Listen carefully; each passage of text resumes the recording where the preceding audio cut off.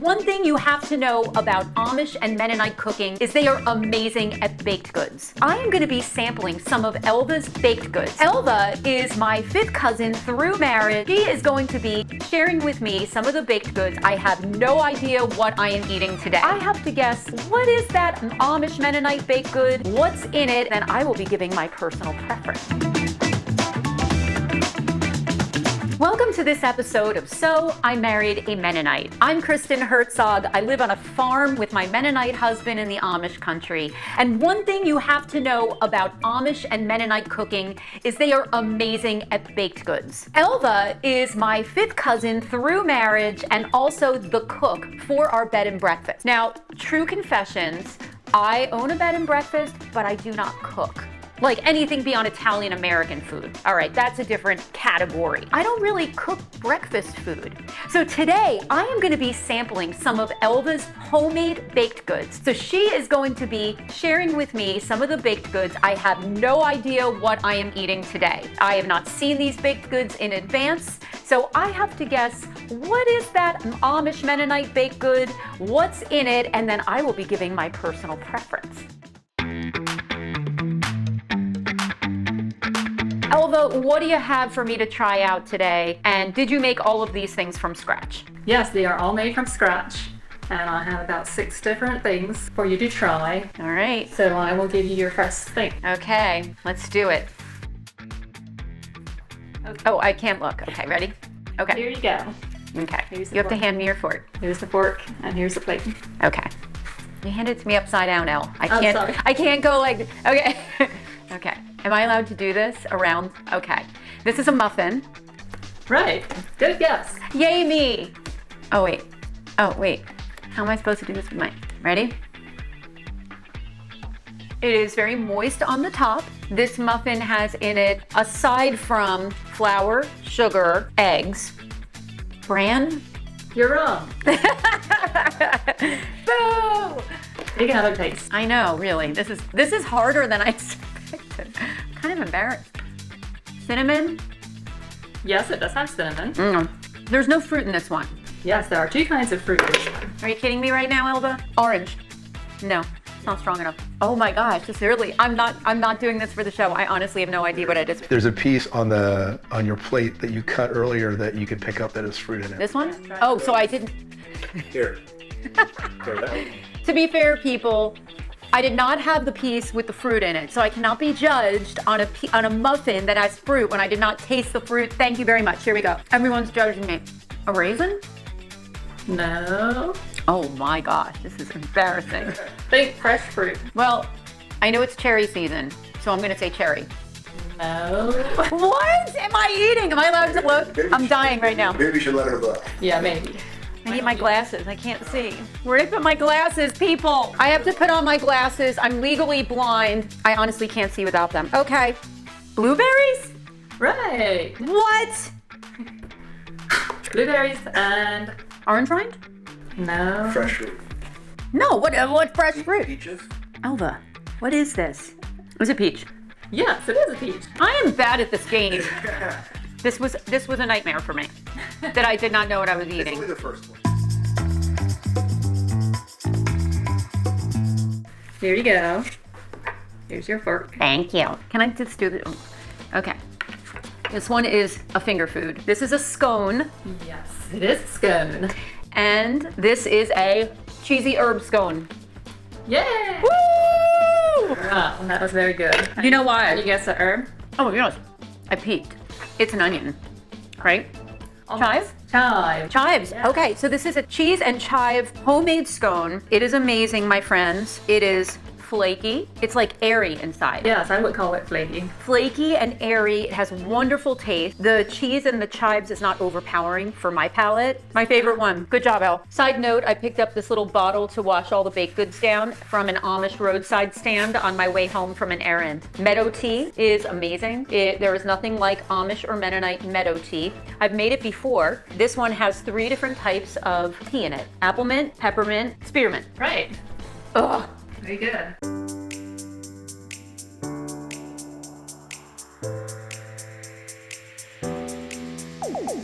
Here is number 3. Thank you. You were terrible. All right. And I'm sure you can tell what that. Oh, this is clearly a miniature pie. The top of it does not have the Dutch crust. What do they call that? Yes. A double crust. Double crust, yeah. No, it does not have a double crust. Is this a vanilla pie? No, you're wrong. You're way off. It's not a shoofly pie. No. It doesn't have a molasses. Try a bigger piece. Try a piece out. Are you trying to get me fat, Elva? The older I get, the harder it is to keep it off. You won't get that right away. Not right away. It has nuts. I do know this. Yes, it does have nuts. Can you guess the kind? I'm really bad at this. I cannot believe how bad I am at this. I also can't find my face when I try to put it in with my eyes closed. Oh, this is a peach pie. Yes, it is. But I do not know what this nut is, and that is annoying me. I'm going to guess it's a mild nut. It's not like an overpowering nut. I only use 3 types of nuts here. Pecans, walnuts, and one other. Almonds? Yes. It has almonds in the topping. It's really good. Thank you. There's no vanilla in this? Yes, there's a little bit of vanilla in. I do taste vanilla in this one. Yes, it's peach, vanilla, with almond streusel topping. Yeah, the streusel topping is good. Where do you get your peaches for this? Is it roadside stands or somewhere else? Yes, I get them locally from the neighbors' roadside stands, fresh off their trees. That's great. So Elva, how many pies on average do you make for the bed and breakfast in 1 year? I just know I roll out a lot of pie crust, but maybe about 1,000. Oh, that's it? Yes, that's it. How many pies do I make in a year, Elva? You? Probably none. Decade? One? Oh, one with you. Yes. If you are curious about that episode, you can click on the link where Elva attempts, and that is a polite word, attempts to teach me how to bake an apple pie from scratch.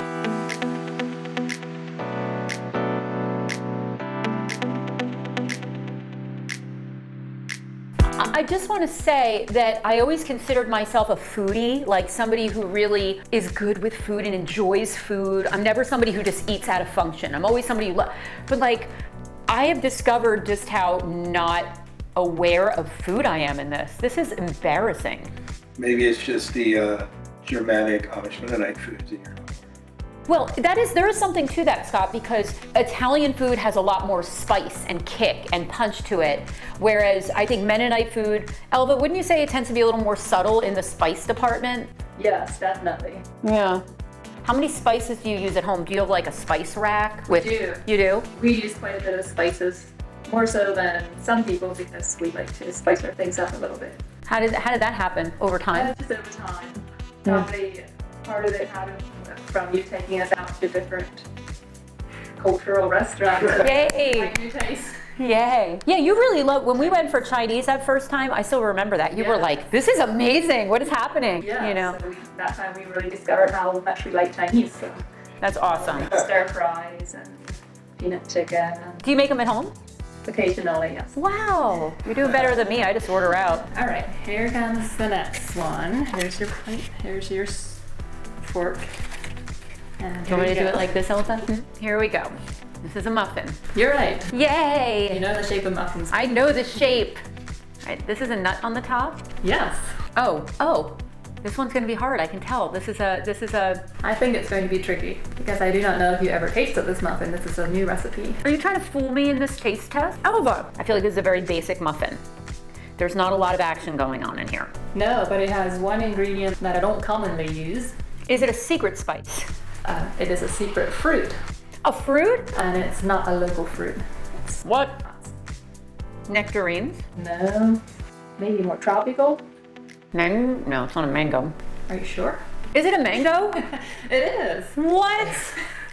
When I first got married to Scott Elva, I got all the Mennonite cookbooks. I got the Hammer Creek cookbook, I got the Metzler's cookbook, I had the Mennonite cookbook, like the big one with the rings in it. I saw the similarities in each cookbook. Yes. Whereas when you pick up an Italian cookbook, our food is divided into regions.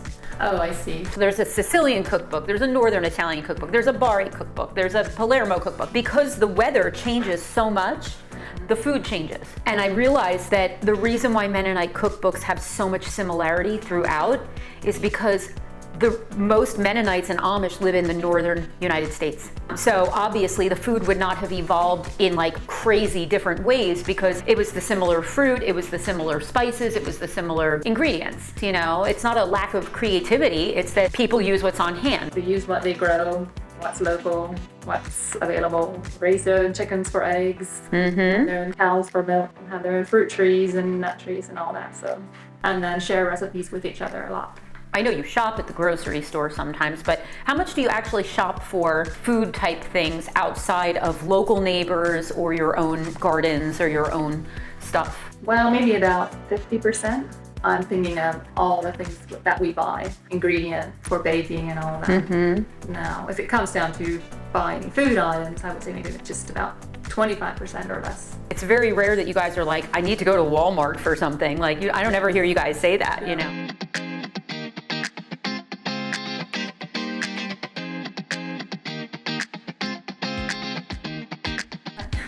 You stink. Okay. This is a pie. This is a pie. It's in a pie dish. It's not a pie. It's not called a pie. Killing me.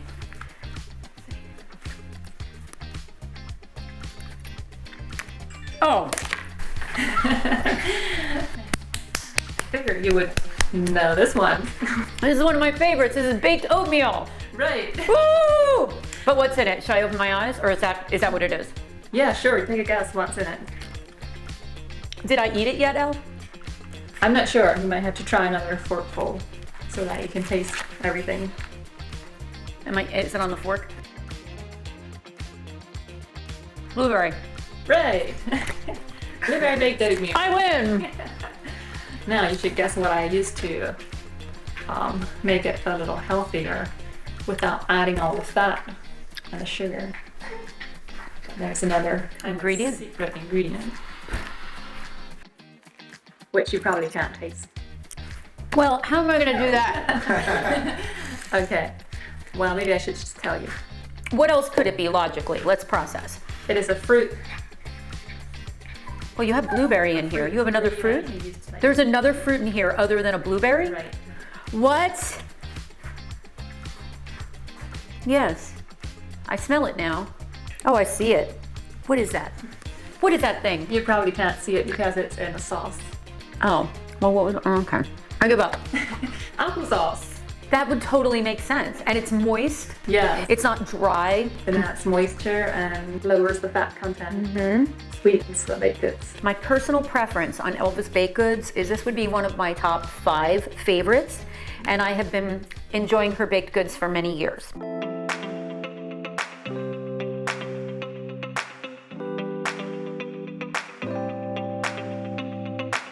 You know, I'd like to blame the Meadow tea on this experiment because maybe the tea, the mint in the Meadow tea is throwing off my taste buds.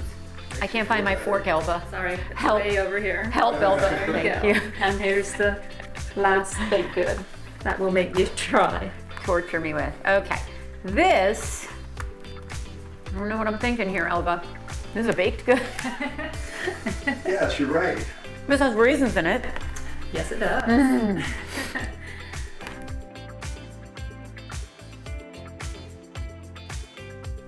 Oh, is this a raisin scone with icing? Yes, you're partly right.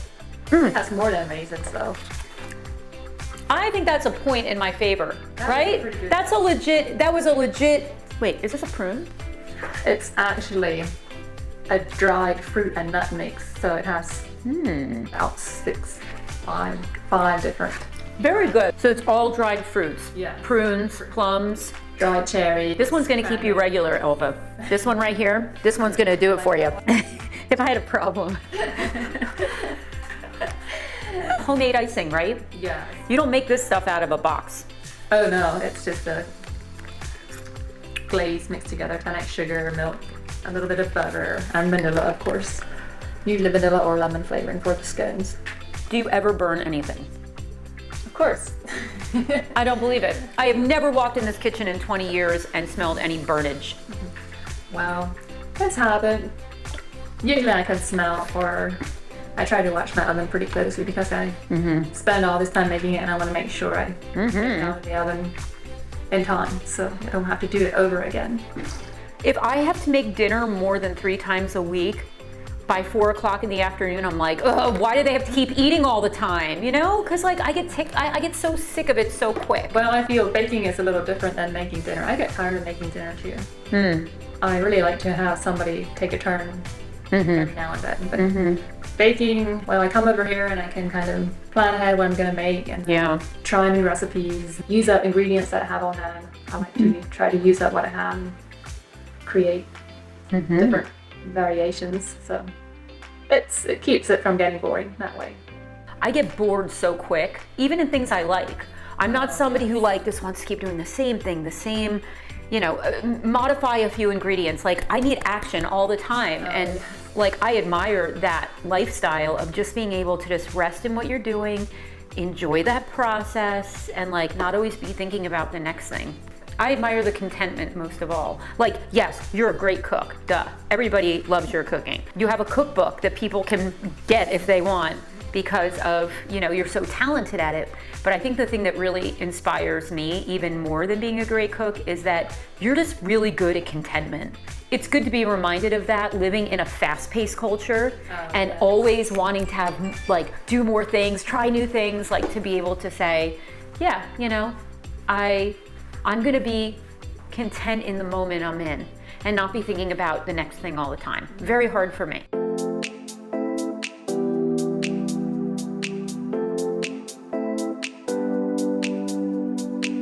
Elva, you have to taste test something. Table has turned. I'm sure it's not Pennsylvania Dutch. How did you guess? I just knew it. Okay, Elva, you may pick this up with your hand. Okay. Would you like me to tell you what it is first? Because you will not know. Sure. This is biscotti Regina. Oh, that doesn't count. I don't know what you're saying. I know. Okay. Need help. Do I- Need help. Oh, I There use you go. my hands. Yep. Oh, it is a type of baked good. Biscotti. Yes. Do you know what a biscotti is? I do.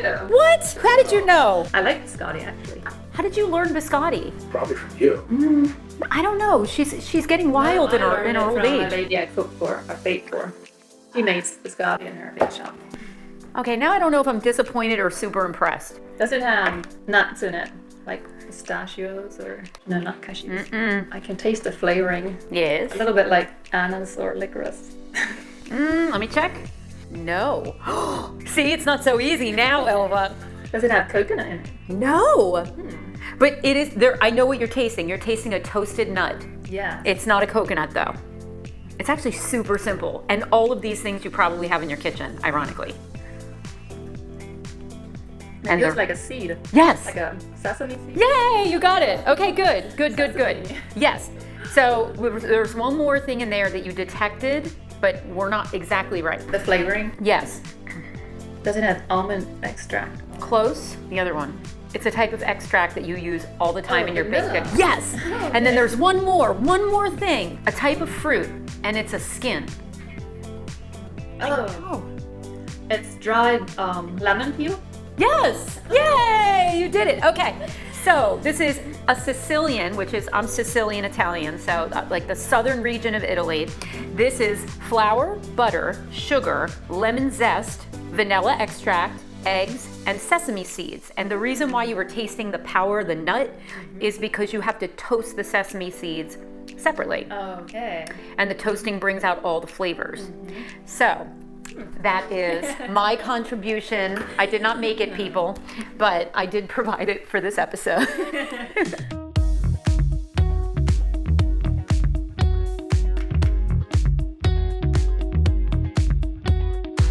So the moral of the story is slow down, stop and smell the roses and try to taste your food once in a while, because apparently I have not been doing this. Thank you so much, Elva, for joining us. Oh, you're welcome. It's always fun to have you on, and love, love, love what you do here. And you work so hard, and we're so grateful to have worked with you all this time, really. If you are interested in picking up a copy of Elva's cookbook, yes, we produced a cookbook for her because all the bed and breakfast guests were going wild about her food. You can click on the link and you can literally purchase a copy of your very own. Thank you so much for joining us. I am Kristen Herzog, and we will see you on the next episode of So I Married a Mennonite.